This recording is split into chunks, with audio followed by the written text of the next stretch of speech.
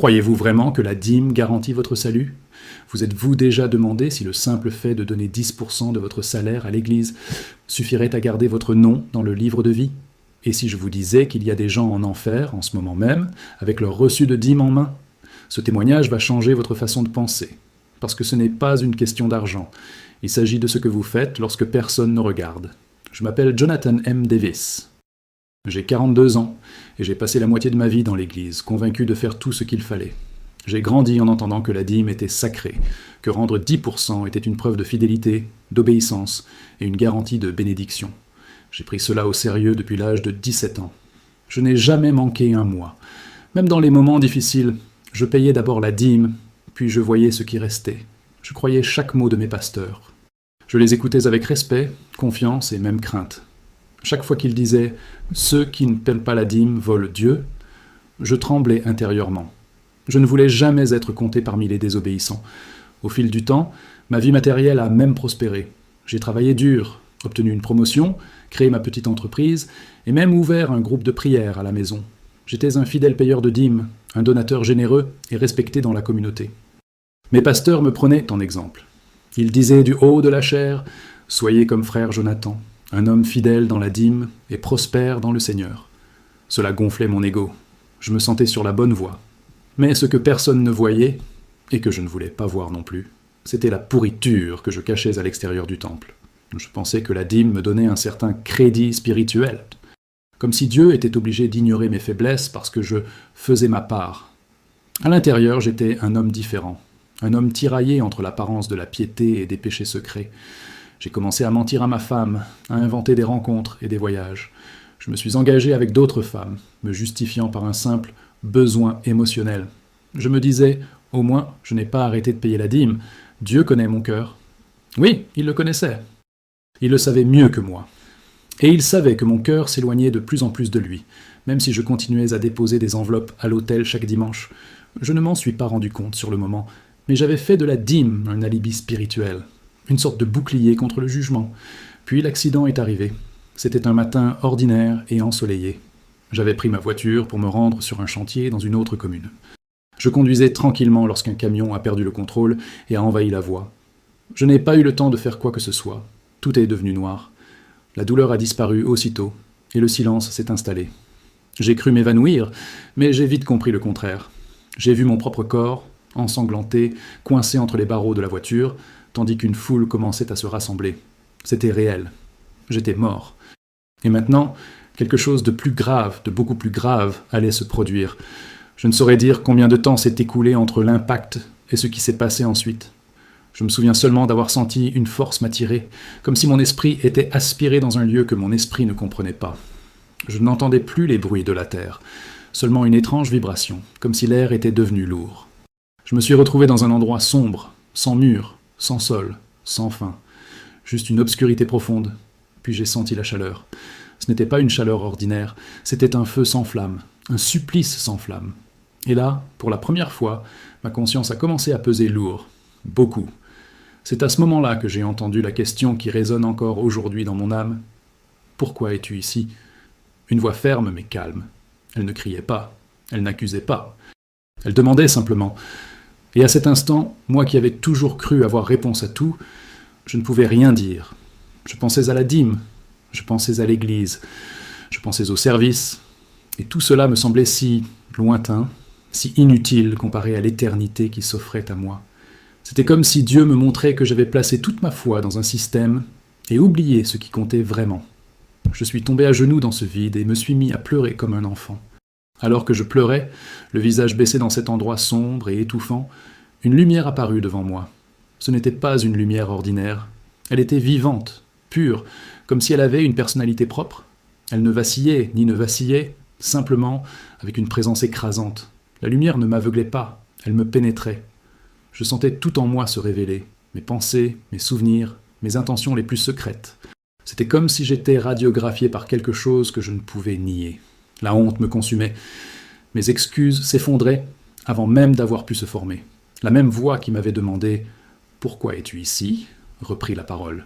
Cette fois, elle me dit quelque chose qui me bouleversa complètement. « Croyez-vous que vous êtes ici à cause de la dîme ?» Je suis resté silencieux. La question me brûlait. À cet instant, je n'étais plus sûr de rien. J'avais appris que la dîme était importante, que c'était un signe d'obéissance. J'avais toujours entendu les pasteurs dire que ne pas payer la dîme revenait à voler Dieu. Alors oui, je croyais que ma dîme était une sorte de bouclier. Et aussi absurde que cela puisse paraître aujourd'hui, à cet instant, j'ai vraiment pensé que j'étais peut-être là parce que quelque chose clochait avec ma dîme. Alors, un peu désespéré, j'ai commencé à me justifier. J'ai parlé de ma fidélité, de mon infaillibilité, des enveloppes remises avec foi. Je lui ai raconté que je payais souvent la dîme, même si je n'avais pas assez pour payer le loyer. J'ai parlé de ma fidélité comme un accusé essayant de convaincre le juge. Je pleurais et parlais en même temps, sans interruption. C'était comme si j'essayais, avec des mots, d'échapper à l'endroit où j'étais. La lumière écoutait en silence, et puis, quand j'ai été à court de mots, elle a répondu. Et sa réponse m'a complètement déstabilisé. « Vous n'êtes pas ici pour la dîme. » Cette phrase me transperça l'âme comme une épée. Un lourd silence s'abattit sur moi. Moi qui m'attendais à une phrase sur mon infidélité, j'entendis quelque chose de bien pire. « Vous êtes ici à cause de la vie que vous avez choisi de vivre, alors que vous pensiez que personne ne vous regardait. » Mon cœur s'est arrêté. La lumière ne m'accusait pas avec colère, mais avec une vérité sans issue. Elle continuait « Tu as trompé ta femme. Tu as trahi la confiance de ceux qui t'aimaient. Tu as mené une double vie. Tu as servi à l'autel et péché en secret. La dîme n'a pas acheté ta pureté. Ta bouche a loué, mais ton cœur en était loin. Cela m'a détruit. C'est à ce moment-là que j'ai compris ce qu'aucun sermon ne m'avait jamais clairement enseigné. La dîme ne remplace pas la sainteté. Ce n'est pas un échange. Ce n'est pas une protection automatique. Ce n'est pas un passeport pour le ciel. La lumière m'a dit « Beaucoup utilisent la dîme pour cacher la corruption qu'ils refusent d'abandonner. Ils pensent que donner de l'argent à l'Église couvre leurs péchés, mais je n'en vois pas la valeur monétaire. Je vois le cœur. » Il était impossible de discuter. J'avais l'impression d'être confronté à la justice dans sa forme la plus pure. Et moi, un homme qui m'était toujours considéré comme juste, j'étais maintenant nu, honteux, sans argument. Je ne savais pas quoi faire. Je ne pouvais pas revenir en arrière. Je ne pouvais pas me cacher. J'ai commencé à crier grâce. J'ai imploré une seconde chance. J'ai crié comme jamais auparavant. Mais la lumière ne répondait pas. Elle restait là, me fixant sans yeux. Je sentais tout en moi être pesé, jugé, exposé. Et c'est alors que le souvenir de mes trahisons a commencé à défiler devant moi comme un film, une par une, nom par nom, situation par situation. Je me suis vu mentir. Je me suis vu toucher d'autres femmes. Je me suis vu rentrer chez moi, une Bible à la main, prétendant être un bon mari, et à cet instant j'ai compris, j'étais un hypocrite. Le mot « hypocrite » résonnait en moi, comme si chaque syllabe pesait des tonnes. Je réalisais que j'avais passé des années à me construire une façade. En chair, je priais pour les autres. À la maison, je professais mon amour pour ma femme. Mais au fond, je nourrissais des péchés secrets, les justifiant par ma dîme. Je commençais à me rappeler combien je me sentais supérieur à mes frères et sœurs qui ne payaient pas la dîme. Je jugeais ceux qui ne donnaient en pas 10%, comme si j'avais un insigne de sainteté. « Ils vont être perdus », disais-je. Mais là, dans cette sainte présence, c'était moi qui étais perdu. Et la réalité s'abattit sur moi comme une avalanche. La dîme n'a jamais caché l'adultère. La lumière dit alors « Vous avez entendu les avertissements. Vous aviez le temps. Vous avez choisi de faire taire votre conscience. » Cela m'a bouleversé, parce que c'était vrai. Ma femme m'avait déjà confronté. Un jour, elle avait trouvé des messages suspects. J'ai nié, menti, en la regardant droit dans les yeux. Puis je suis allé à l'église et j'ai remis l'enveloppe de dîme comme si tout allait bien. Je me suis souvenu d'un sermon où un visiteur parlait d'intégrité. Cela m'a perturbé. Je me suis senti exposé.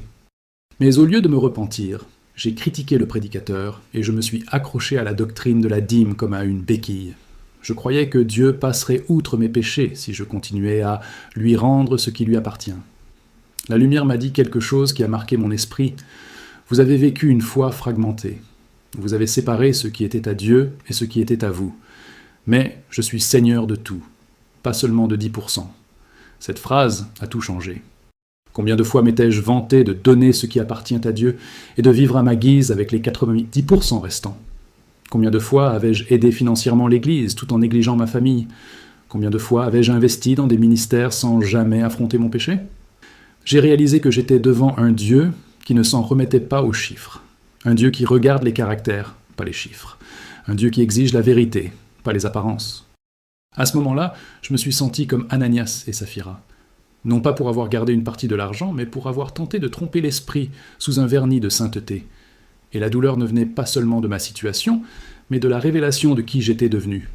Moi, Jonathan, qui me prenais pour un modèle de foi, je n'étais qu'un trompeur de plus, un autre qui utilisait la religion pour cacher un cœur impur.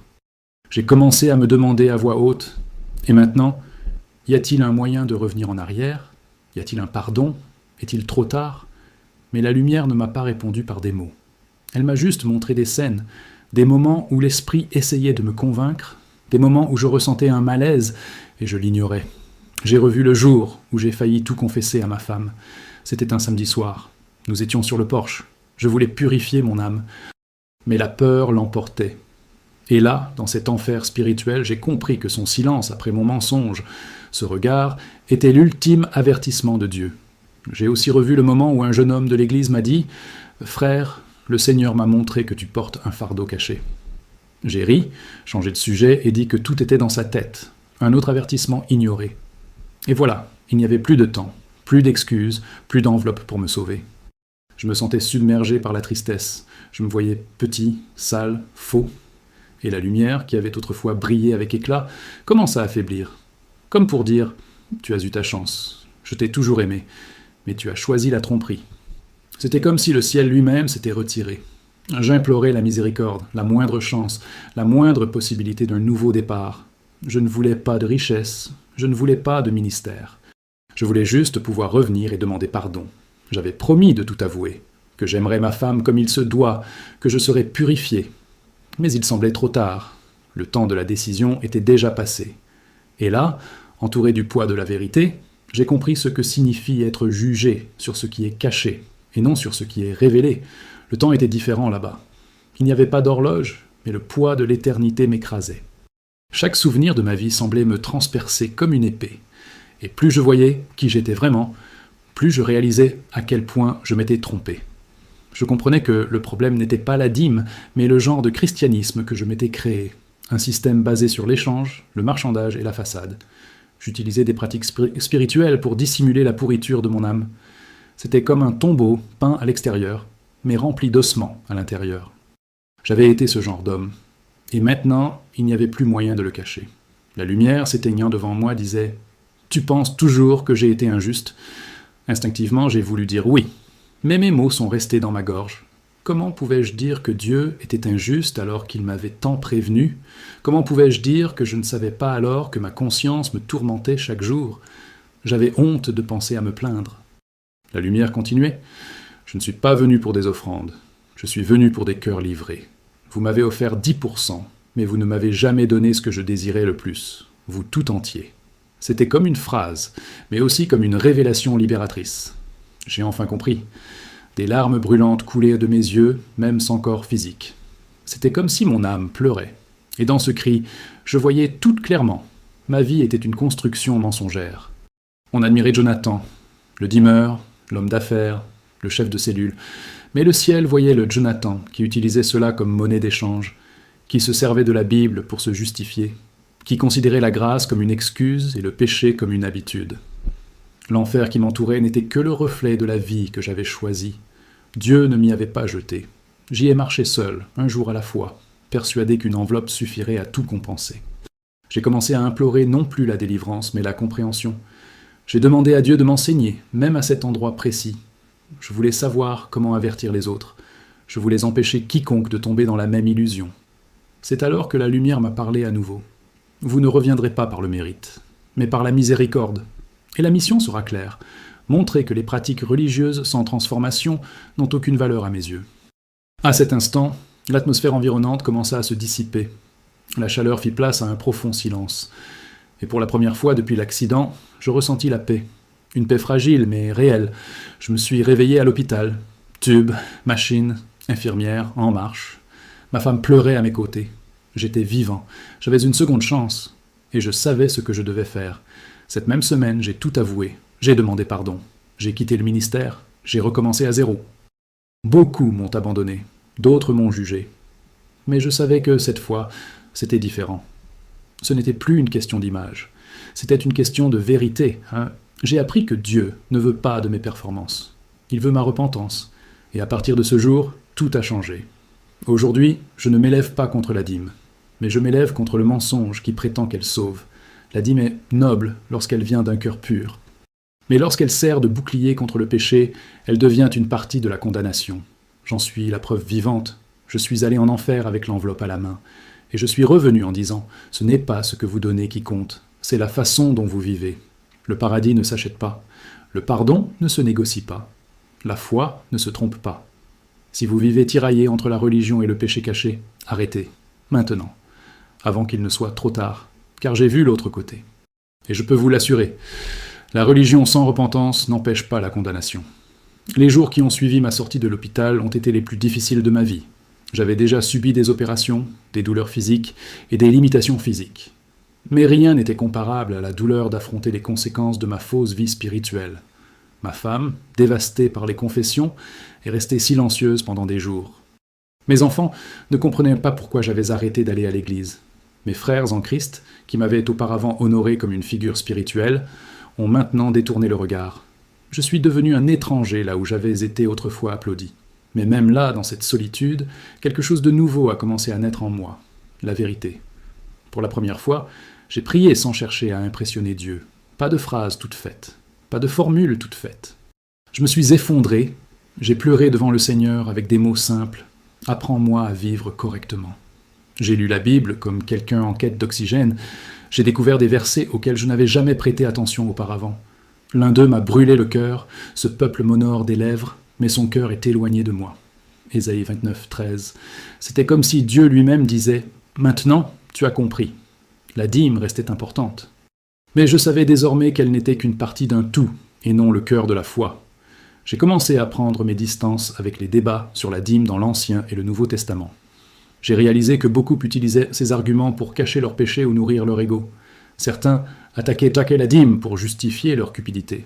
D'autres la défendaient pour entretenir la manipulation. Mais tous oubliaient l'essentiel. Ce que Dieu veut, c'est un cœur transformé, l'argent n'est qu'un reflet. Moi qui avais si longtemps défendu la dîme comme si elle constituait la ligne de démarcation entre les sauvés et les perdus, je comprenais maintenant que la ligne était différente. C'était la repentance. C'était l'intégrité. C'était la véritable obéissance, celle qui n'apparaît pas dans le bulletin paroissial. Avec le temps, ma femme a commencé à m'écouter. Je n'ai rien essayé de forcer. J'ai simplement demandé pardon, à genoux. Et j'ai commencé à vivre de manière cohérente, fidèle à mes convictions. Je n'utilisais plus les textes bibliques pour justifier mes erreurs. Je ne cachais plus mes échecs. Et, plus difficile encore, j'ai appris à être transparent avec Dieu et avec les autres. Les services religieux ont continué à avoir lieu en ville. Les pasteurs ont continué à prêcher. Mais je fréquentais désormais la présence de Dieu d'abord dans ma chambre, en silence, loin des applaudissements, loin de la chair. Et c'est là que j'ai redécouvert le Dieu qui m'a trouvé dans l'éternité et m'a rendu la vie. Le retour au travail a également été difficile.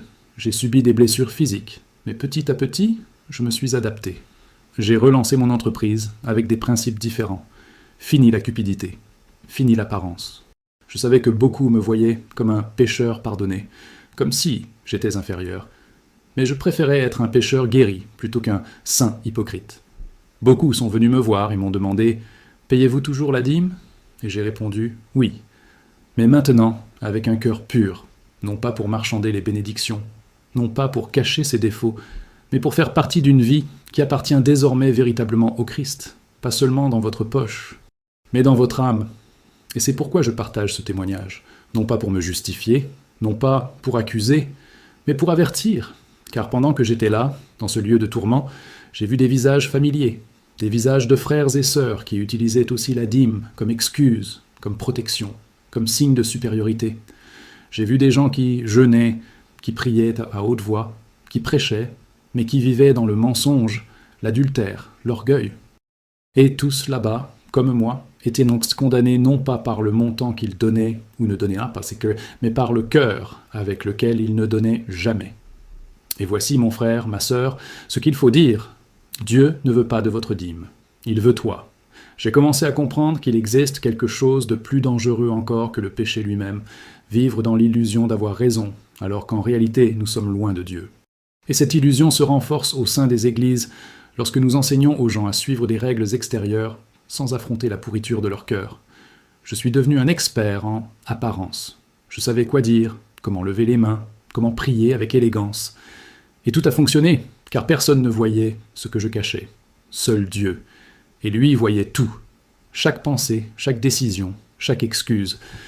Et c'est ce qui m'a conduit à ce lieu de tourment. Aujourd'hui, je vois clairement, j'étais un homme religieux, mais perdu, j'appartenais à un système qui valorisait l'image. Un système qui mesurait la foi à la valeur de l'enveloppe, et non à la profondeur du dévouement. La dîme, lorsqu'elle vient d'un cœur sincère, est une bénédiction. Mais lorsqu'elle devient une béquille, un masque, un bouclier, elle devient une pierre d'achoppement. Et j'ai trébuché. Je suis tombé lourdement. Mais la main de Dieu, dans sa miséricorde, m'a relevé. Et maintenant, tout ce que j'entreprends est empreint de peur, non plus motivé par le besoin de plaire aux dirigeants, mais par le véritable désir de plaire au Seigneur, celui qui m'a vu, même lorsque je mentais à tout le monde. J'ai été invité à donner ce témoignage dans plusieurs églises. Dans certaines, j'ai été reçu avec honneur, dans d'autres, j'ai été rejeté. Des pasteurs m'ont remercié, d'autres m'ont accusé de semer le doute sur la dîme. Mais je n'ai jamais dit que la dîme était mauvaise. Ce que je dis et réaffirme, c'est que la dîme sans une vie sainte est une tromperie. Et beaucoup ne veulent pas entendre ça, parce qu'ils préfèrent maintenir le système en marche. Ils préfèrent que les croyants continuent de payer la dîme en silence, même s'ils vivent dans le péché. Je ne peux plus participer à ça. J'ai vu l'autre côté. Et je ne souhaiterais pas ça à mon pire ennemi. Ma mission est désormais simple. Réveiller ceux qui croient encore que la religion suffit. Réveiller ceux qui tendent l'enveloppe d'une main, mais cachent l'adultère, le mensonge et l'orgueil de l'autre. Montrer que l'enfer ne sera pas peuplé de ceux qui ont échoué, mais de ceux qui j'ai fait comme si tout allait bien. Dieu n'exige pas la perfection, mais il exige la vérité. Et je n'ai pas été honnête pendant des années. Et si vous qui m'écoutez continuez à vivre ainsi, avec une façade, avec duplicité, arrêtez. Il est encore temps. Il y a encore de la miséricorde, mais le temps presse, et il n'y aura pas de retour en arrière lorsque le dernier souffle viendra. Aujourd'hui, ma relation avec Dieu est différente. Je n'éprouve plus d'orgueil spirituel. J'éprouve de la gratitude. Je ne parle plus comme quelqu'un qui enseigne, mais comme quelqu'un qui a été sauvé du feu. Chaque service, chaque louange, chaque prière ont désormais une saveur différente. Avant, c'était des obligations. Aujourd'hui, c'est une bouffée d'air frais. Et quand je donne la dîme, ce n'est pas pour marchander. C'est pour reconnaître que tout ce que j'ai vient de lui. Et quand je fais des erreurs, je les confesse. Quand je tombe, je ne me cache pas. Parce que maintenant, je comprends. Dieu ne veut pas de votre argent. Il veut votre âme, entière, sans réserve, sans mensonge, sans contrat. Juste vous, pour de vrai. Si vous lisez encore ceci, c'est que Dieu vous appelle encore. Saisissez cette opportunité. Ne perdez pas un autre dimanche à répéter des habitudes vides. Demandez-lui de vous révéler qui vous êtes vraiment à l'intérieur. Si vous êtes sale, il vous purifiera. Si vous êtes vide, il vous comblera. Mais si vous faites semblant, il vous exposera. Non pas par haine, mais par amour. Parce qu'il préfère vous affronter maintenant plutôt que de vous perdre à jamais. Et cela, mon frère, ma sœur, c'est la preuve qu'il vous donne encore du temps. Après mon retour de cet endroit, et avoir commencé à partager mon histoire, j'ai remarqué quelque chose qui m'a profondément effrayé. Le nombre de chrétiens qui vivent exactement comme j'ai vécu. Des gens qui ne manquent jamais un service, qui contribuent fidèlement par la dîme et les offrandes, qui dirigent des cellules et des ministères, mais qui portent des péchés secrets comme quelqu'un qui a un portefeuille dans sa poche. Et pire encore, ils se croient en sécurité parce qu'ils font leur part. Je me suis reconnu dans ces frères et sœurs, et à cause de cela, mon cœur est brisé, car je sais que beaucoup vont droit au jugement, croyant que la dîme couvre tout. Dire cela est inconfortable. Je sais. On m'a critiqué pour avoir dit que la dîme ne sauve pas. On m'a accusé d'affaiblir la foi de mes frères et sœurs. Mais je ne peux plus me taire. J'ai vu des gens en enfer qui payaient fidèlement la dîme. Et ils n'y étaient pas par manque de dons, mais par manque de repentance. Et le plus choquant, c'est que beaucoup n'ont jamais été confrontés à leur péché à l'Église. Ils ont reçu des applaudissements, des postes, de l'autorité, et personne ne les a jamais appelés pour parler de caractère, de vérité ou d'intégrité. La dîme est devenue un certificat de homme ou femme de Dieu. Et cela, mon frère, est une tragédie spirituelle. Je me souviens d'une dame qui est venue me voir après un culte où j'avais partagé mon témoignage. Elle avait les larmes aux yeux. Elle m'a dit « Frère Jonathan, je pensais que tout allait bien. Je n'ai jamais manqué à la dîme, mais j'ai trompé mon mari pendant 3 ans. Et je pensais que Dieu s'en fichait parce que je continuais à être fidèle aux 10%. À ce moment-là, j'ai compris que mon témoignage avait un but. Il brisait une tromperie. Il dévoilait un mensonge qui se faisait passer pour une doctrine. Le Saint-Esprit ne veut pas que les 10% soient corrects. Il veut 100% du cœur. Certains me demandent « Jonathan, as-tu arrêté de payer la dîme ?» Je réponds calmement « J'ai arrêté d'utiliser la dîme comme excuse. Maintenant, je donne pour rendre un culte, et non comme une monnaie d'échange. Cela change tout. Je continue de donner à l'Église. Mais maintenant, je le fais avec un cœur examiné, purifié et brisé.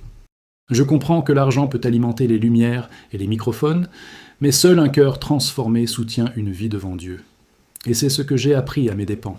Car avant, je payais la dîme avec arrogance. Maintenant, je donne avec crainte. Avant, je pensais que cela me rendait unique. Maintenant, je sais que je ne suis rien sans la grâce. Aux chefs spirituels qui m'écoutent, je lance un appel. N'apprenez pas aux gens à se cacher derrière des pratiques. Apprenez-leur à vivre dans la repentance quotidienne. Affrontez le péché. Exposez la vérité. N'ayez pas peur de perdre des membres ou des offrandes. Le sang de ces âmes retombera sur les mains de ceux qui ont troqué l'Évangile contre des commodités. Et aux frères et sœurs qui tentent encore de se convaincre que tout va bien, même en menant une double vie, arrêtez-vous maintenant. Dieu vous donne un signe. Il crie à travers ce témoignage « Mon fils, reviens à moi complètement ». Je ne sais pas combien de jours il me reste à vivre sur cette terre. L'accident que j'ai subi a laissé des traces. Parfois, je ressens une douleur insupportable. Mais une certitude me vient. Mon âme appartient désormais au vrai Dieu, et non à un système ni à une routine religieuse. Et si cette douleur dans mon corps me rappelle d'où Dieu m'a tiré, alors qu'elle perdure, car je ne veux plus jamais y retourner. Et je ne veux plus jamais voir d'autres y aller, en croyant être sauvés grâce à des enveloppes. Jésus n'est pas mort sur la croix pour recevoir 10% de son salaire. Il est mort pour recevoir tout entier, avec repentance, foi et transformation. Le plus dur, après mon expérience, n'a pas été de confesser mes péchés, mais de regagner la confiance des personnes que j'avais blessées. Ma femme, par exemple, ne savait pas si elle pouvait encore me croire. Pendant des années, j'avais été l'homme de Dieu à la maison et le traître à l'extérieur. Chacune de mes paroles devait désormais être accompagnée d'actions concrètes. J'ai compris que le véritable repentir était-ce n'est pas un discours. C'est une décision quotidienne, douloureuse et continue. Il lui a fallu des mois pour me regarder à nouveau sans crainte ni suspicion. Et c'était mérité, car j'avais détruit la sécurité émotionnelle de la femme qui m'aimait le plus. Il y a eu des jours où j'ai pensé abandonner. Je pensais ne plus jamais retrouver la paix, que ma réputation était ruinée, que Dieu m'avait pardonné, mais que les hommes ne le feraient jamais. Mais c'est dans cette profonde vallée que j'ai commencé à voir ce qu'est la vraie grâce. Ce n'est pas un sentiment, ce n'est pas un discours. C'est quand Dieu reste présent même quand on ne peut se pardonner. C'est quand on sent sa présence dans les moments de honte. Quand il vous relève, non pas pour vous remettre en chair, mais pour vous restaurer comme un fils. Et c'est en tant que fils, et non comme un leader, qu'il a commencé à m'apprendre à marcher à nouveau. Je me souviens d'un jour en particulier. J'étais seul à la maison, en train de lire le psaume 51, quand je suis arrivé au passage où David s'écrie « Crée en moi un cœur pur, ô Dieu ». Je me suis effondré. Je me suis mise à le répéter comme une folle. « Ah, crois en moi, crois en moi ». C'était comme si mon esprit était comprimé de l'intérieur. J'ai crié, sangloté, m'accrochant à la parole comme quelqu'un au bord d'un abîme. Et là, dans ce cri, dans cette clameur, quelque chose a changé. Je ne peux l'expliquer avec des mots. Je sais seulement qu'après cette prière, mon âme s'est apaisée, comme si le ciel me disait « Maintenant, oui, maintenant, tu comprends ce que signifie me servir ». Dès lors, ma foi a cessé d'être théorique. J'ai commencé à vivre avec une attention totale aux détails de mon cœur. Prier ne suffisait plus. Il me fallait prier, sincèrement. Payer la dîme ne suffisait plus. Il me fallait vivre dans l'obéissance. Prêcher ne suffisait plus. Il me fallait vivre ce que je prêchais. Et cela, je l'avoue, m'a éloigné de bien des horizons. Car la vérité est effrayante. Elle dévoile.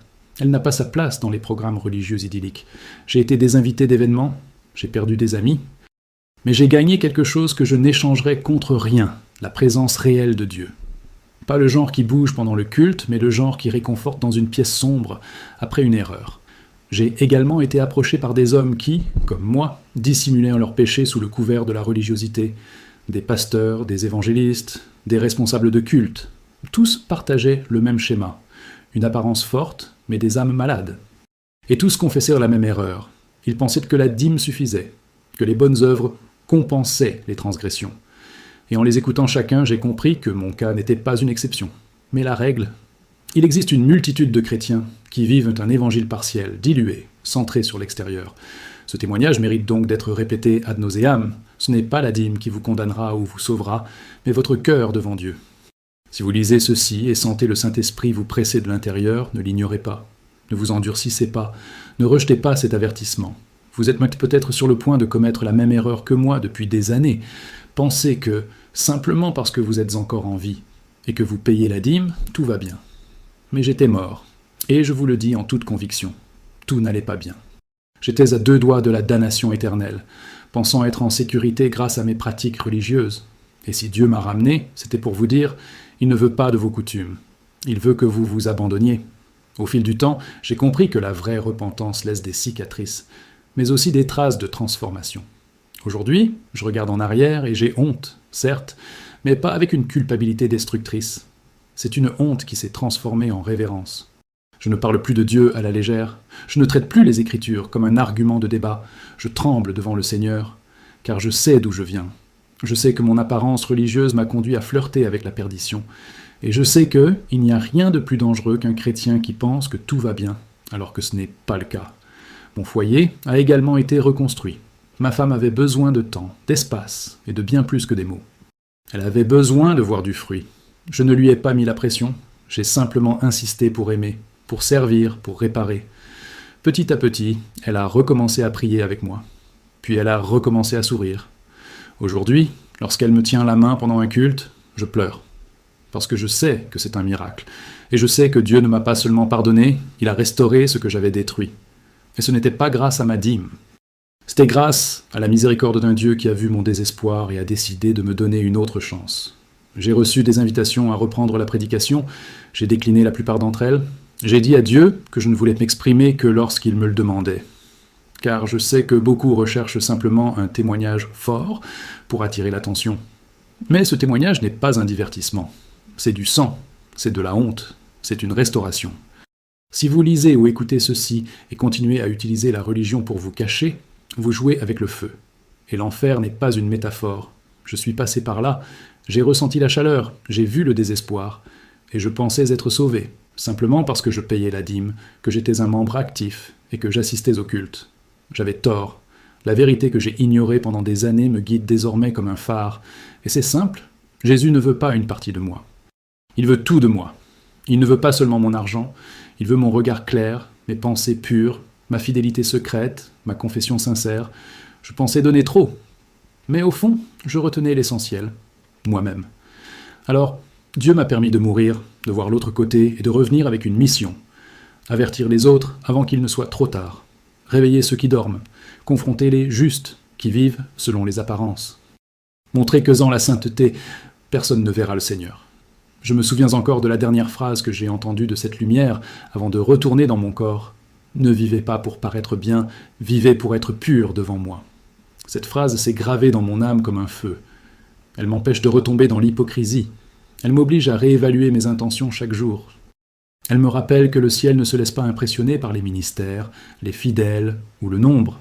Il se réjouit des cœurs brisés, des personnes qui n'utilisent pas le nom de Dieu pour dissimuler leurs péchés, des enfants qui commettent des erreurs, mais se repentent sincèrement, sans excuse, des enfants qui ne cachent pas leurs blessures, des enfants qui reviennent.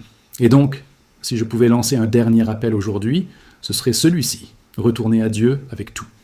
Pas avec des masques, pas avec des discours répétés, pas avec des justifications religieuses. Revenez tel que vous êtes, sale, faible, honteux, mais sincère, parce qu'il pardonne, il purifie, il restaure, mais il ne le fait qu'avec ceux qui reviennent entiers, pas avec ceux qui tentent de négocier des parts. Et rappelez-vous, la dîme est noble, certes, lorsqu'elle émane d'un cœur dévoué, mais sans abandon, même la plus grande valeur devient insignifiante devant le trône éternel.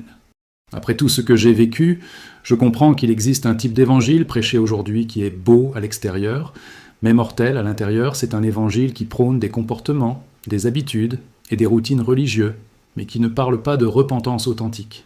Il enseigne la dîme, mais pas la confession. Il enseigne la présence au culte, mais pas comment éviter l'adultère. Il enseigne le chant des louanges, mais ne s'attaque pas aux mensonges au foyer. J'étais un produit de ce système. J'étais applaudi à l'extérieur, mais pourri à l'intérieur. Et cela m'a presque conduit à la damnation éternelle, même si j'étais encore membre de l'Église. Le Saint-Esprit m'a montré depuis mon retour qu'il y en a beaucoup comme moi. des gens qui se croient en sécurité parce qu'ils font partie de la routine de la foi, mais qui ne sont jamais vraiment nés de nouveau. J'étais émotif pendant les services, mais froid à la maison. J'ai contribué à l'autel, mais j'ai péché en secret. Et, honnêtement, personne ne m'a interpellé. Parce que le système récompense les comportements visibles. Mais Dieu voit ce que personne ne voit. Et c'est pourquoi il a permis ma mort. Pour que mon âme comprenne enfin que le salut n'est pas un contrat, c'est un abandon total. Et voici une dure vérité. Il y a beaucoup de dîmeurs en enfer. Et ce n'est pas parce que la dîme est mauvaise, mais parce qu'ils l'utilisent pour masquer un manque de conversion. C'est comme s'ils payaient une mensualité en espérant une garantie de salut. Mais le royaume de Dieu ne s'achète pas. Il ne se négocie pas. Il ne se manipule pas.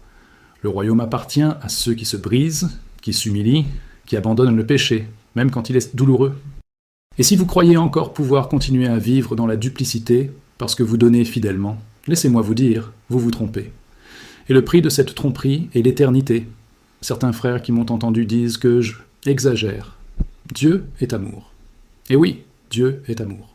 Mais le même Dieu qui pardonne juge aussi. Le même Dieu qui nous donne une chance ferme aussi la porte.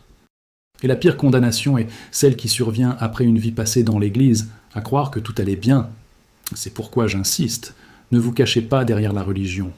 N'utilisez pas la dîme, la louange, le ministère ou la Bible comme un bouclier pour une vie de péché. Dieu sait ce que les hommes ignorent, et il est moins impressionné par votre routine que par votre véritable abandon. Aujourd'hui, je ne suis plus si sûr de beaucoup de choses, mais je sais une chose. Jésus m'a sauvé de la religiosité, il m'a sauvé de la tromperie. Et maintenant, tout ce que je désire, c'est vivre une foi authentique, une foi sans façade, une foi qui commence dans le placard, en secret, dans la repentance. Et si vous m'écoutez et laissez l'esprit vous confronter, cette même transformation peut vous arriver.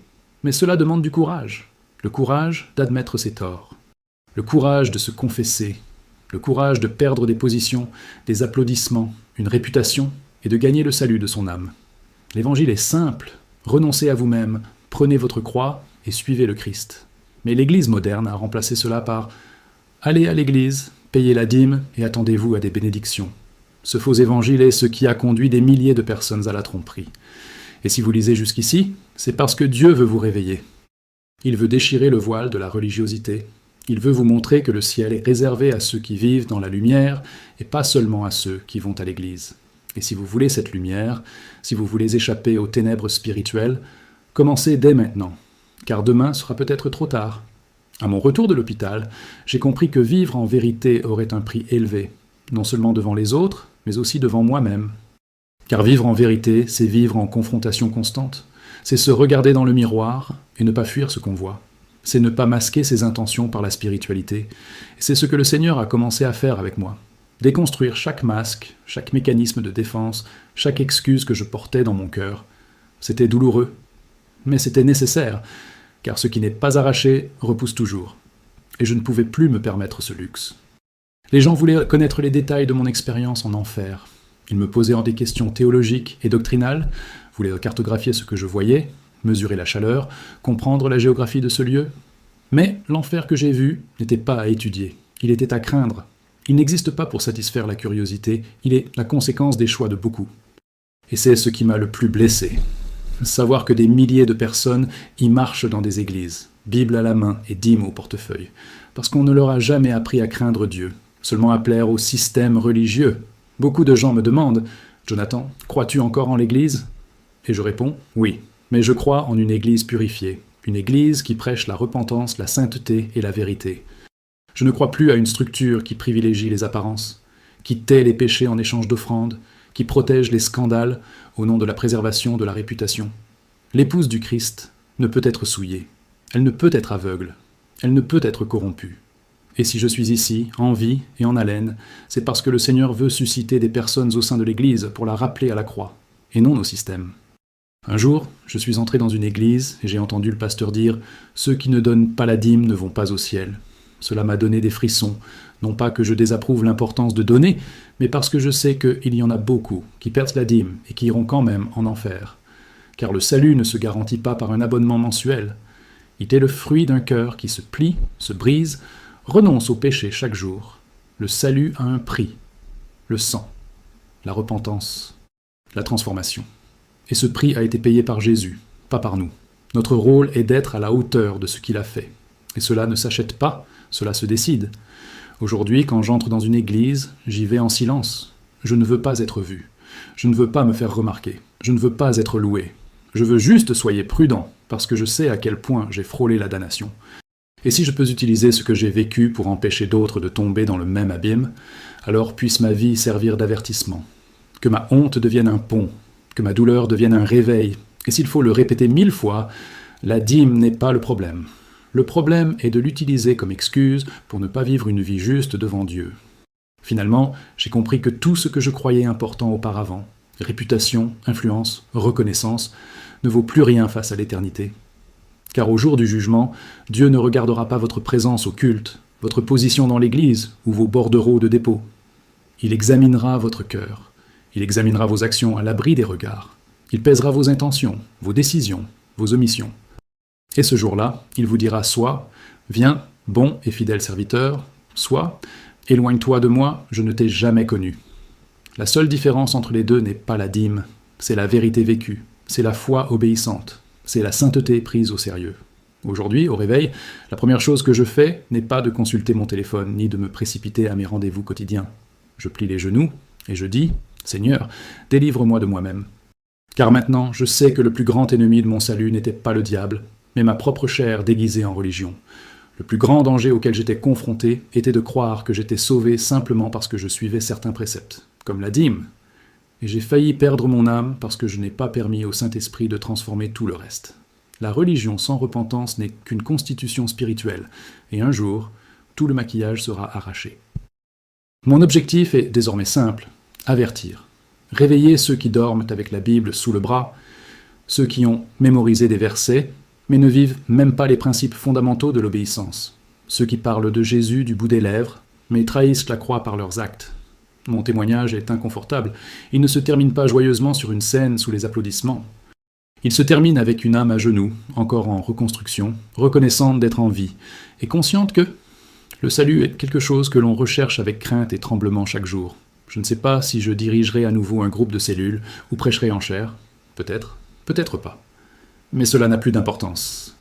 Car j'ai compris que ma mission principale n'est pas d'exercer un ministère visible, mais vivre une foi invisible, vraie, ferme et pure devant le Seigneur. Si je peux persévérer jusqu'à mon dernier souffle, je serai un homme accompli. Et si ce témoignage peut toucher votre vie, vous sortir de votre torpeur spirituelle et vous conduire à la repentance, alors toute la souffrance que j'ai endurée en aura valu la peine. Si vous êtes arrivé jusqu'ici et que vous avez senti le Saint-Esprit vous confronter, n'endurcissez pas votre cœur. Ne dites pas « je changerai plus tard ». Ne dites pas « ce ne sont pas mes affaires ». Parce que je l'ai dit pendant des années, et j'ai failli aller en enfer avec une enveloppe de dîmes à la main. Ne faites pas la même erreur. Prenez du recul aujourd'hui, confessez vos péchés, demandez de l'aide, ouvrez votre cœur devant Dieu. Cessez d'essayer d'impressionner le pasteur, l'assemblée ou les dirigeants. Soyez simplement fidèle à celui qui vous a créé, et qui ne peut être trompé. Et la dîme, je continue à donner, oui, mais maintenant avec un cœur différent. Ce n'est plus un geste d'échange, ni une protection mystique. Mais c'est une partie de mon adoration, de mon abandon total. Car maintenant je sais, ce n'est pas la dîme qui sauve, c'est la croix, c'est le sang, c'est la vérité, c'est la sainteté. Et si mon témoignage peut vous enseigner cela avant qu'il ne soit trop tard, alors que Dieu soit glorifié à travers tout ce que j'ai vécu, y compris mes erreurs. Merci de votre écoute. Que le Seigneur vous accorde discernement, courage et brisement, et que vous ne vous réfugiez jamais derrière la religion, car un jour tout sera révélé. Et seuls ceux qui sont lavés par le sang et véritablement soumis entendront « Bienvenue, bon et fidèle serviteur ». D'autres, même les plus religieux, entendront « Je ne t'ai jamais connu », que cela ne vous arrive pas.